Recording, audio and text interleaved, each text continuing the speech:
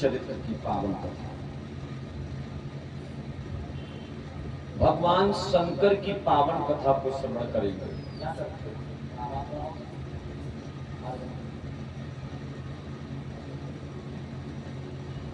श्री वृंदावन बिहारी लाल के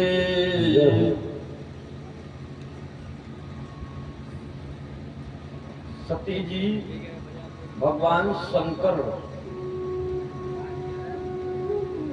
आनंद पूर्वक कैलाश पर्वत पर विराजमान है। संत पूज्य तुलसीदास जी बड़ा भाव पूर्वक देते हैं।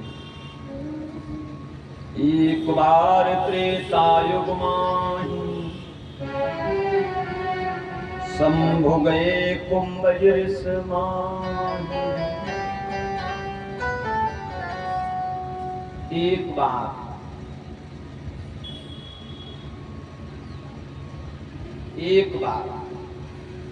अच्छा, वैसे तो भगवान शिव जी नित्य प्रतिदिन कथा को श्रवण करने जाते थे, लेकिन गोस्वामी तुलसीदास महाराज जी ने ये क्यों लिखा कि एक बार। तो जब एक बार गए, वैसे रोज जाते थे। कौन कथा सुनने? राम कथा। भगवान को, शंकर को अगर कोई प्रिय कथा है वो है राम की कथा। एक बार त्रेता युग माही भगवान शंकर माता सती को लेकर के कुंभज ऋषि के आश्रम में कथा श्रवण करने के लिए गए। राम कथा। राम कथा सुंदर करतारी, संशय विहीन उड़ावन हारी। राम की कथा वो कथा है कि संशय रूपी पक्षी जो बैठा हुआ है हमारे मस्तिष्क और हृदय में, वो दूर हो जाता है। संशय खत्म हो जाता है जब प्रिय राम की कथा प्रारंभ होती है, मेरे प्रभु की कथा प्रारंभ होती है। जिसे संशय होता हो वो राम की कथा सुनना प्रारंभ कर दे, सब संशय दूर हो जाएगा। कौन सा संशय? जो कहता है भगवान दुनिया में नहीं है, वो ज्यादा नहीं 5 चौपाई नित्य प्रतिदिन पढ़ना प्रारंभ कर दे। भगवान के सामने हकीकत में उसको विश्वास हो जाएगा कि मेरे राम जी हैं। उसके बिगड़े हुए भी कार्य सिद्ध होने लगे। कौन कथा से? राम कथा से। मेरे भगवान शिव जी को राम की कथा बड़ी प्रिय है। संग सती जगत जगत भवानी पूजे श्री अकलेश्वर ज्ञानी। संग सती जगत जगत भवानी पूजे ऋषि अकलेश्वर ज्ञानी। पूजे ऋषि अकलेश्वर ज्ञानी। भगवान शंकर जी के साथ माता सती जी जिस समय कुंभज ऋषि के आश्रम में पहुंची, जैसे शंकर भगवान और सती जी को देखा, कुंभज ऋषि ने अपना आसन छोड़ दिया, जाकर के भगवान शंकर और माता सती जी को प्रणाम किया। भगवान शिव जी ने आशीर्वाद दिया। सती जी ने जब देखा कि मेरे स्वामी को और मुझे देख करके कुंभज ऋषि प्रणाम कर रहे हैं, इसका मतलब है कि मेरे स्वामी तीनों लोगों के स्वामी हैं, कालों के काल हैं, देवों के देव हैं, जगत के पालन करता है, सर्वज्ञानी है। एक कुंभज ऋषि के पास राम की कथा है, उन्होंने मेरे स्वामी को प्रणाम किया, मतलब मैं भी बड़ी और मेरे स्वामी भी बड़े। ध्यान रखना, कथा में जाइए तो कभी घमंड करके न जाइए कि मेरे पास इतना ज्ञान है, मेरे पास इतना वैभव है। सती जी से देख लेना, सती जी के अंदर बस इतना ही वहम हो गया, इतना ही घमंड हो गया कि मेरे स्वामी जगत के पालन करता है। एक इतने सुंदर धुरंधर ज्ञानी विद्वान ऋषि कुंभज जी ने अपने आसन को त्याग करके मेरे स्वामी और मुझे प्रणाम किया है। हमें तो कथा सुनने की आवश्यकता ही नहीं। सती मैया शांति से बैठ गई, भगवान शंकर भी बैठ गए। राम कथा मुन बरज बखानी, सुन महेश परम सुखजान। राम की कथा आनंद पूर्वक भगवान ऋषि कुंभज सुनाने लगे और भगवान शंकर जी सुनने लगे। लेकिन सती जी का मन नहीं लगा। सती जी का क्या नहीं लगा? मन नहीं लगा, हृदय नहीं भरा। कथा तो सुनती है लेकिन मन इधर उधर है। कथा में मन भटकाओगे, रोज बोलता हूं, कथा चाहे जैसी भी हो, कथा में यदि बैठ जाओ तो बस कथा के माध्यम में ही रहिए। केवल इतना समझ लीजिए, मैं यहां बैठा हूं और भगवान की कथा सुन रहा हूं और हमें दुनिया से कोई मतलब नहीं है। तब कथा समझ में आती है और तभी आनंद भी आता कथा में। राम की कथा भगवान शिव जी ने प्रारंभ कर दी कि जय जय राम कथा, ओ जय जय राम कथा, जय जय राम कथा, जय जय राम कथा।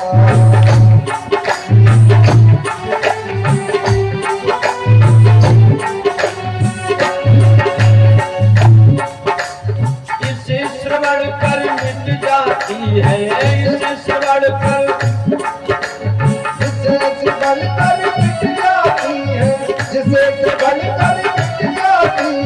जन्म जन्म की व्यथा।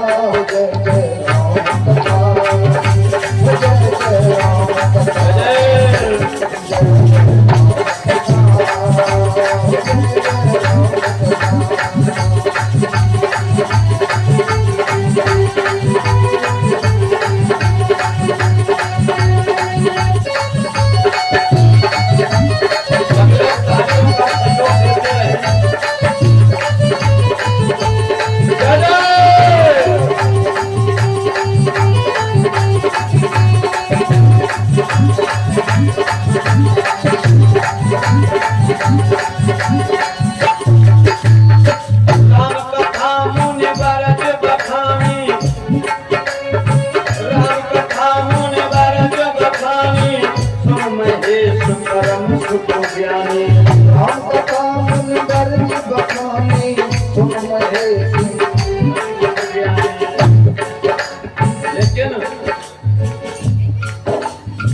हृदय बहुत वीर्य खिलायो, मन ना सती जी ने लगायो।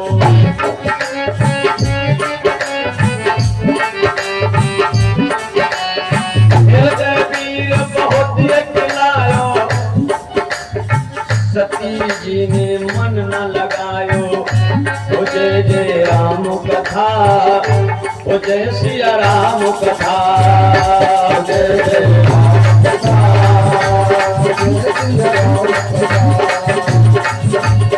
जिसे बनकर मिट जाती है, जिसे बनकर मिट जाती है, जन्म जन्म की व्यथा। ओ जय जय राम कथा, ओ जय जय राम कथा, जय जय राम कथा, जय जय राम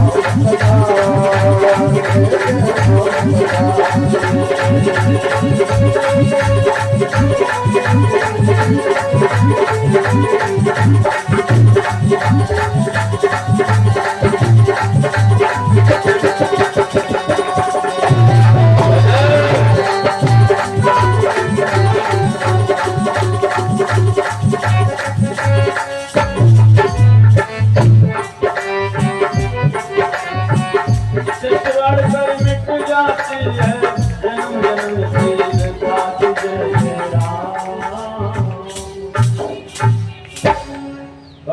शिव जी ने कथा को बड़ा भावपूर्वक सुना, लेकिन सती जी का मन नहीं लगा। भगवान शंकर समझ गए कि सती जी का कथा में मन नहीं लग रहा। विदा मांग चले त्रिपुरारी, मुन से विदा, मुन संग विदा मांग चले त्रिपुरारी, संग चले हैं दक्ष कुमारी। अच्छा देखिए, जब सती जी आई थी तो गोस्वामी महाराज जी पूज्य सरकार जी ने क्या लिखा था? जगत भवानी, मतलब जगत की माता। और जब कथा में मन नहीं लगा तो जगत की माता को हटा करके दक्ष कुमारी कर दिया। क्या कर दिया? दक्ष कुमारी। मुनशी विदा मांग चले त्रिपुरारी, संग चली है दक्ष कुमारी।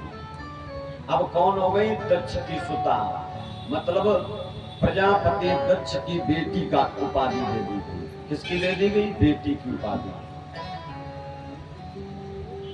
वापस कैलाश पर्वत पर आए श्री सूत महाराज जी बोले, सोनकार ऋषि, भगवान भोलेनाथ जिस समय सती जी के साथ कैलाश पर्वत पर आए,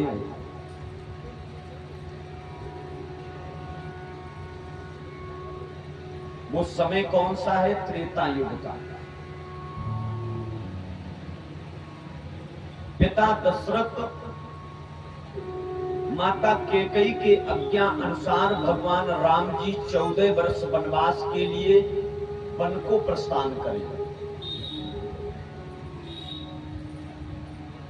केवट से मिलन भगवान राम जी का हो चुका है, गंगा के पार उतर चुके हैं। सुग्रीव से मित्रता नहीं हुई है, लेकिन माता सीता जी का हरण हो चुका है। जिस समय मैया सीता का हरण लंका के राजा रावण लेकर के माता सीता का हरण किया, वही भगवान राम, मर्यादा पुरुषोत्तम राम, तीनों लोकों के स्वामी हैं, सब कुछ जानते हैं, लेकिन एक साधारण मनुष्य की तरह सीता माता की खोज करते हैं। जैसे ये मालूम पड़ता है इन्हें कुछ पता ही ना हो।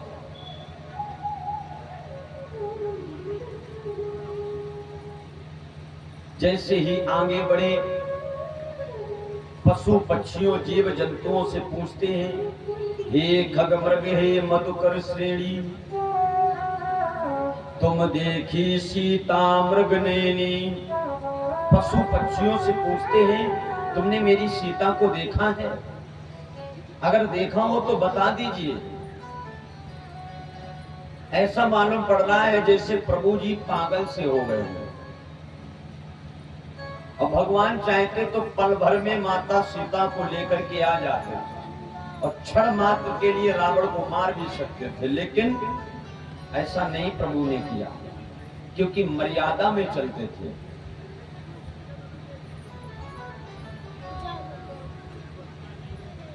जैसे ही कैलाश पर्वत के पास से गुजरे भगवान राम जी, लघु भ्राता लक्ष्मण जी हैं, भगवान शिव जी ने जो देखा,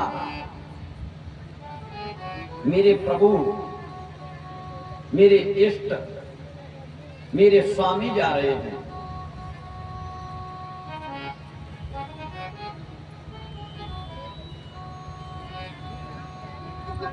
तो जैसे ही भगवान शिव जी ने देखा, मन ही मन में हाथ जोड़ करके भगवान राम जी को भगवान शंकर जी ने प्रणाम किया। और सती जी की नजर पड़ गई कि छोटे छोटे दो बालक हैं, मेरे प्रभु इनको प्रणाम करते हैं। सती जी पूछने लगी, स्वामी आप इन बालकों को क्यों प्रणाम करते हो? भगवान शंकर कहने लगे, सती तुम्हें नहीं मालूम है, ये जगत के स्वामी हैं, ये क्षीर सागर में बैठने वाले, शेष सैया पर विश्राम करने वाले लक्ष्मी जी के पति हैं। थोड़ा निवेदन है दादाओं से, जानते कुछ नहीं हमें, लेकिन थोड़ा आप लोग, हम जानते हैं आप बहुत ज्ञानी हो, हमें पता है हम कुछ नहीं जानते हकीकत में। निवेदन है बस थोड़ी देर के लिए बैठ करेंगे, फिर मुझे आप बताना और मैं सुनूंगा आपकी बात। परसा के बड़े अच्छे भक्तजन हैं, बहुत ही आनंद के साथ भगवान की कथा सुन रहे हैं। बोले राधा रानी के, आनंद कंद भगवान की।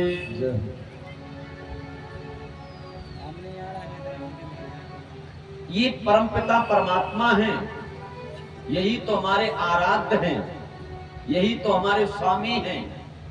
सती जी कहने लगी, वाह बुढ़ापे पे तुम्हारी बुद्धि सठिया गई है, छोटे छोटे बालकों को देख करके तुम प्रणाम कर रहे हो हैं? अरे स्वामी, जिन्हें तुम भगवान कहते हो ये वन में रो क्यों रहे हैं? जिन्हें तुम क्षीर सागर के नाथ कहते हो ये क्यों रो रहे हैं?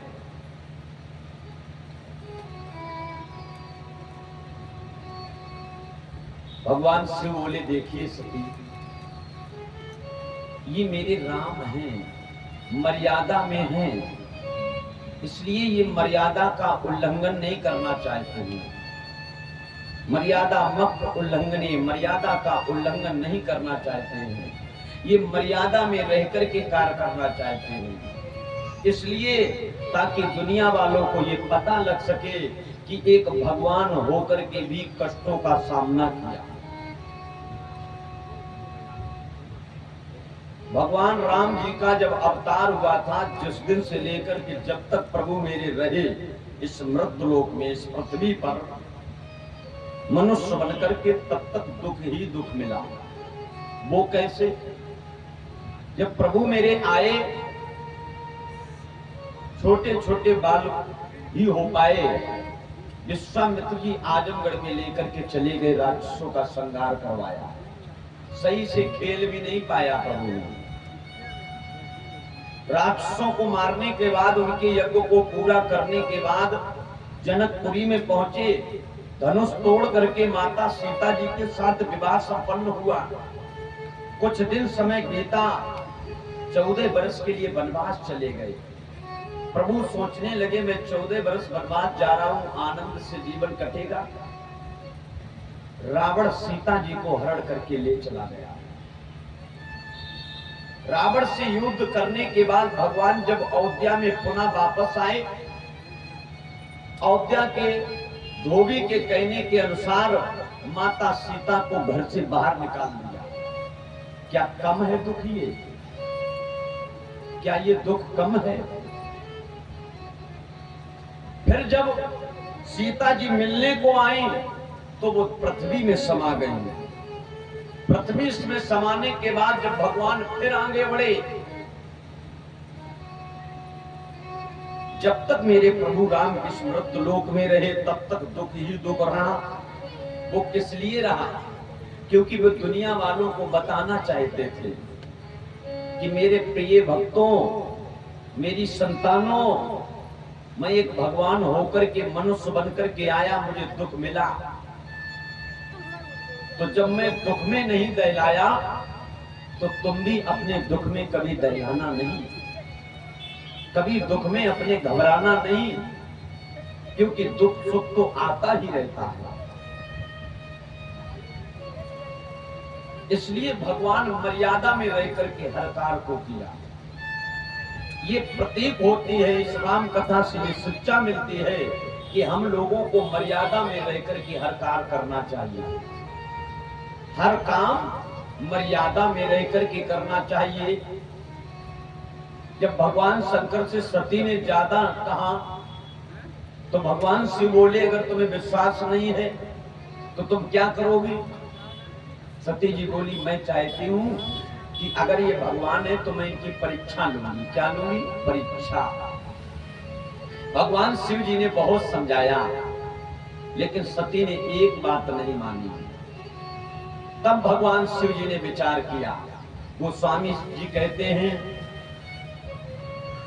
हुई है वही राम रच राखा, कि हुई है वही राम रच राखा, और को कई तरह के बढ़ावई शाखा, को कई तरह के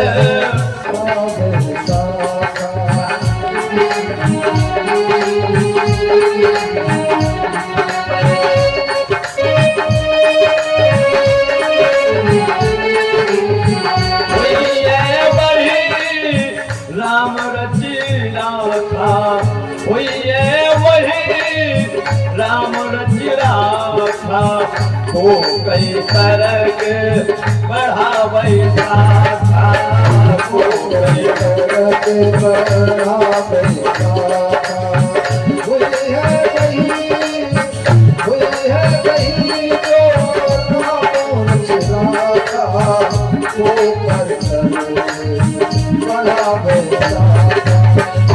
और एक बात बताऊं, कर्म प्रधान विश्वरच राखा, कर्म प्रधान विश्वरच राखा, जो जिस करई तैस फल चाखा,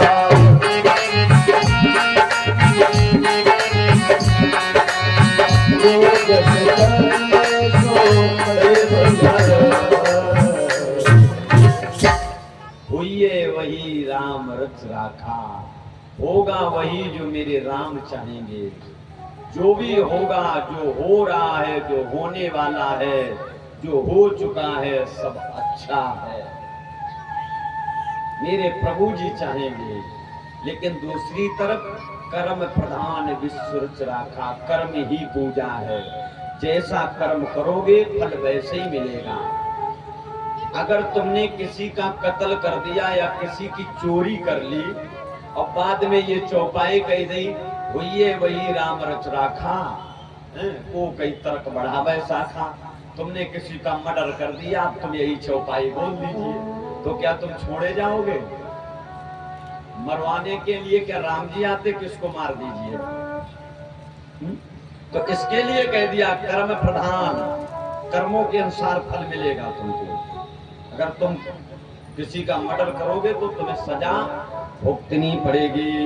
भगवान समझ गए शंकर जी और जवाब दिया, सती यदि नहीं मानती हो तो जाओ, लेकिन इतना ध्यान रखना, थोड़ा संभल के जाना। मैंने तुमको समझाया है कि भक्त भगवान की परीक्षा नहीं ले सकता है और भगवान भक्त की परीक्षा ले सकता है। अगर भक्त चाहे कि मैं भगवान की परीक्षा लूं, तो क्या भक्त के अंदर इतना तपोबल है जो भगवान की परीक्षा ले सके? इतना जरूर है कि भगवान भक्त की परीक्षा लेता है, लेकिन भक्त कभी भगवान की परीक्षा नहीं लेता है। जिस भक्त के अंदर अहिम रहता है, जिस भक्त के अंदर घमंड रहता है, वो भक्त कभी सक्सेसफुल हो ही नहीं सकता, वो कभी उबर ही नहीं सकता। भगवान शिव जी ने तो राम नाम का जप किया, राम नाम का एक संपुट लगाया, आनंद के साथ में राम नाम का जप करने लगे और आनंद से भगवान के छवि को बसा करके लीन हो गए। सती जी वहां से चली, किसका रूप बनाया?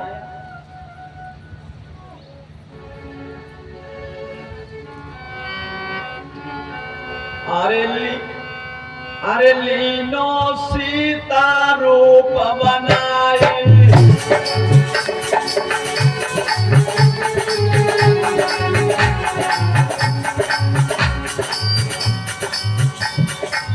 लीनो सीता रूप बनाई,